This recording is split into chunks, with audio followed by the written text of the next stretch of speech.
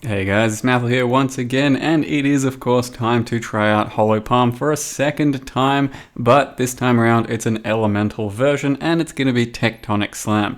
Now as I mentioned, you can do plenty of other skills, but I have not done a Tectonic Slam in quite a while, and it's been looking rather tempting just to smash the ground, or fist some cracks rather, with your hands, no weapons, and go a Berserker and start abusing some of the Warcry nodes.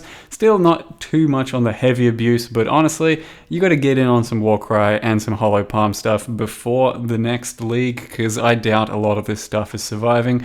I doubt Warcry nodes, I doubt Herald abusing shit, I doubt Archmage, Hollow Palm.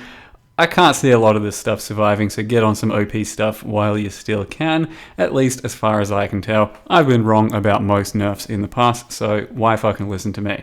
In any case, this is a Berserker Tectonic Slam Hollow Palm, and the entire basis around this is that you aren't allowed to use either weapon slot. So you can't have a main hand, can't have an offhand, and cannot have gloves. And then all of your damage starts to come entirely from stacking dexterity. At this point in the character, I've got something like 1,000 dexterity. I am a Berserker, so I've got some Warcry nodes, I've got 40% more damage, and I'm stacking triple rage, since it's a really nice way of stacking damage for Hollow Palm, given that you can't have real crit scaling, you can't have elemental penetration from most sources.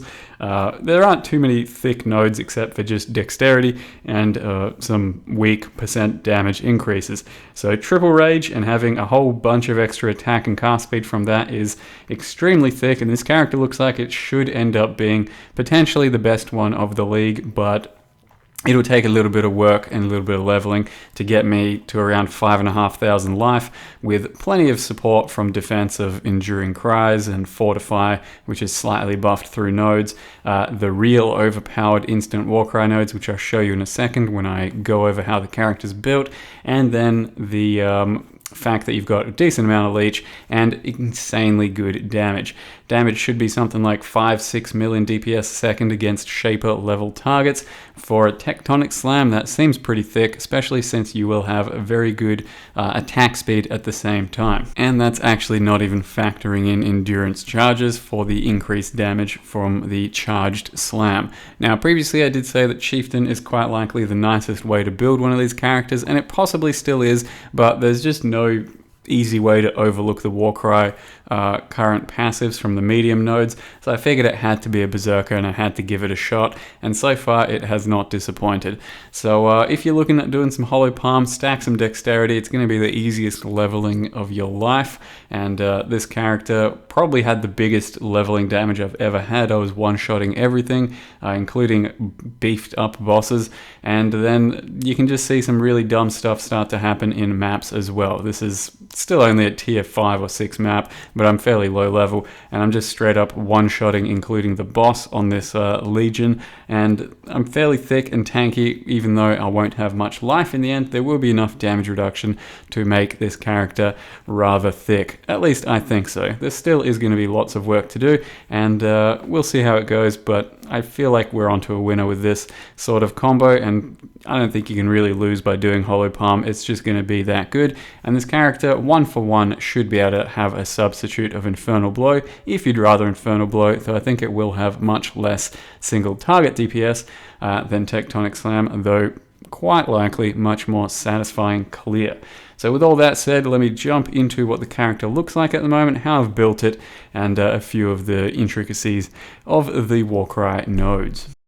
So here is our current character, level 86, fisting flaming cracks, and it is, as I mentioned, based around the Hollow Palm jewel, once again, that does Hollow Palm technique. What that'll mean is you are not allowed to use any of these slots here, and then you are scaling off of dexterity to give you lots of physical damage, and there are a few skills that you are allowed to use while unarmed, one of them being Tectonic Slam, the other main fire one being Infernal Blow, so you can pretty much do the same sort of build here, but we're not really too fire heavy in general on this build, so if you really want to, you can kind of just change the cluster jewels up and play the same sort of Berserker template with just about any other Hollow Palm setup, I do believe anyway, because the only real fire specific stuff we have is essentially a Wise Oak and then a Cluster Jewel and a Medium Jewel.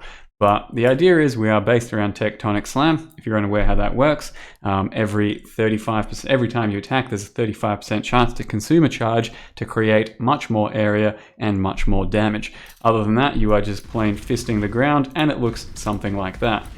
If you have lots of endurance charges, whenever you fist, you will have a decent chance of creating a much bigger area effect and also much better damage. So it pays off to have endurance charges in a Tectonic Slam build. The way we're currently getting endurance charges is abusing the Warcry nodes. So what we have here is Cry Wolf. Our Warcries count as having 10 additional nearby enemies, and then Mob Mentality, which gives us rage every single time we cast.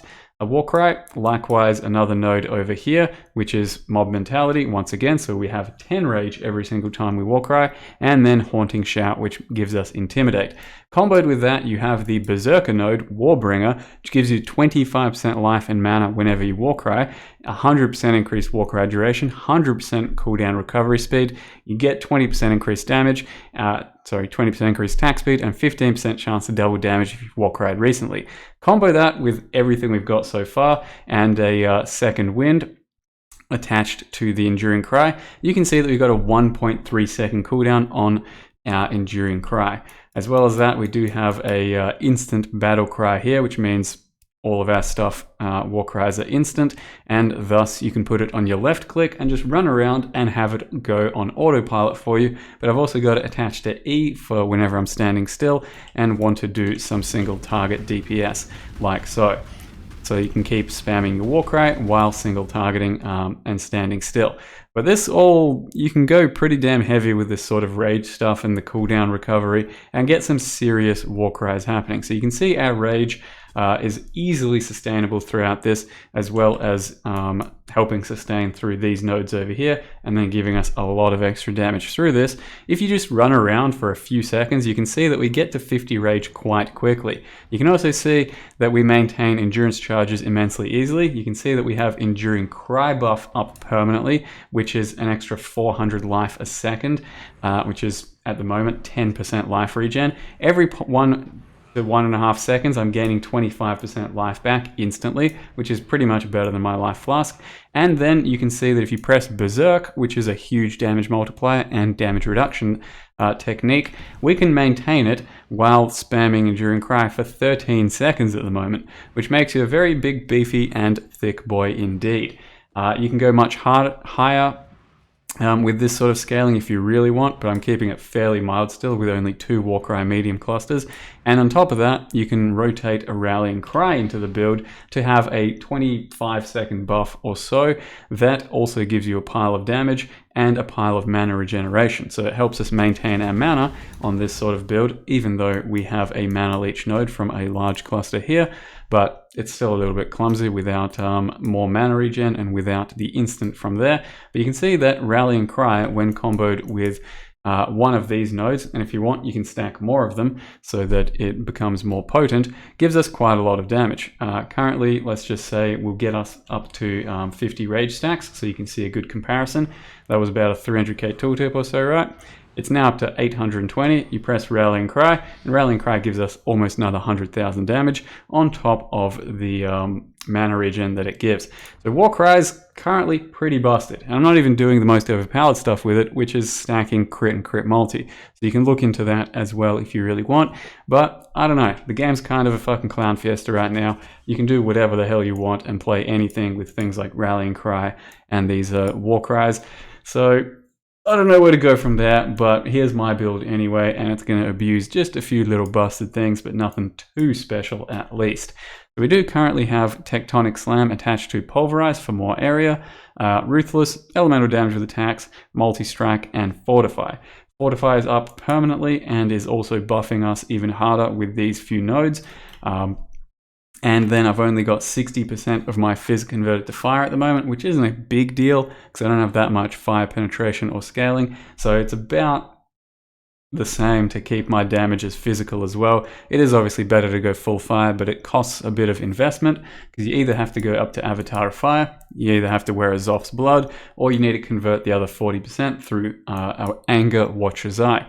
But it's much more valuable for us to get another 24% physical as fire while affected by anger, so that's why I went with that instead. So I've got extra physical as fire there, got a little bit of extra physical as fire there through a Hysteria crafted ring, another Hysteria crafted ring there, but I'm probably going to replace that one because I need another unset ring to fit in a totem. And besides that, I do actually have some fire penetration, though it's not as much as I'd like. We've got a Wise Oak, you've got Master of Fire and Corrosive Elements. They both give exposure. You can only have one different exposure up at any one time, so it's -10 from either one of these, but this is just the kind of jewel I could get that had 2 sockets as well as Disorienting Display. So ignore the fact that I got 2 exposures, you only need 1. But you want Disorienting Display because this little blind thing, 10% chance to blind nearby enemies, becomes an aura. It works after the 10% chance, and then you've got basically a radius around you for a little bit, for a few seconds. So it actually is pretty damn reliable. I've then got Cremator, which says ignited enemies you hit are destroyed on kill. So that's just to try and get rid of some corpses. You then have Cooked Alive that gives you -10 fire res, and I've stacked that with another Cooked Alive for another -10 fire res because I do believe these stack, and then Burning Bright, just a bit of extra area. We're then going for a bit of extra life nodes with a Fettle here. We'll chuck another Fettle here. And our second large cluster doesn't do much, so I've just grabbed the Mana Leech and then stacked a bit of Dexterity on these nodes. But this second large cluster is not very important. It's mostly there to activate some more medium clusters. Aside from that, we're just stacking Dexterity as much as we can. We've got a Brutal Restraint, so it's a Maraketh Timeless Jewel, and I just divined it until I got some decent result here, and the decent result ended up being 20 Dexterity on this node, 20 Dexterity on this node, 5% Dexterity on this node, 20 Dexterity on this node, and 5 attack and cast speed on this node. You can get a lot better, and I did roll a lot better one that I sold, but this is a just decent example of what one of these can do, and then the little nodes give you slightly more Dexterity than they otherwise would. So it's a pretty worthwhile venture in this node here, or over here if you're going to grab more of these things like this and this. So it's something to look out for. Aside from that, I think you know what a Hollow Palm is at this point. We've anointed a Magmatic Strike just for cheapness at the moment, though we might go something like Divine Judgment or Heart of Flame. I'll keep an eye on that. But it's been a very successful build, and there's still plenty more to go. Like I said, probably going to aim for about 5.5k life. I think I'm going to destroy the end game, hopefully, and it might be my first character to properly take on some of the actual endest of end game, which is like T16, 100% Delirium maps. Unlikely still. I think you need a very busted build for that sort of stuff, but I might give it a shot. I guess I should mention that just to craft these types of amulets, you grab a influenced amulet with Redeemer, put on attribute quality, and then Chaos Spam. I've made several amulets that have lots of dexterity with % dexterity, etc. And this is the latest one that managed to survive some Varlings. So just a bunch of dexterity. It should be not too hard to craft. Just have a few hundred chaos on standby, and then Chaos Spam to get dexterity there. Chaos Spam for some dexterity there. Actually, that was alt regaling in the end. And then Chaos Spam with Catalyst once again to get some dexterity or % attributes there. But yeah, I think that's all I got to say for this character for the time being. You can see that these are the micros if you need to see what they are, and just a skin transferred Perfidy. And that's about it for now. In about 4 or 5 hours time, 5 or 6 hours time, I do plan to do a stream very early in my morning, but hopefully in your evenings, which is going to be called a Friday Night In. So I'm going to dress up a bit, just, you know, shirt, tie, have some wine, and pretend to be a little bit civilized in these dark times. Since we're not allowed to go out, we'll just get fancy and stay in for a night and feel a little bit human. So thank you very much for watching. Hope to see you in the stream, and see you next time.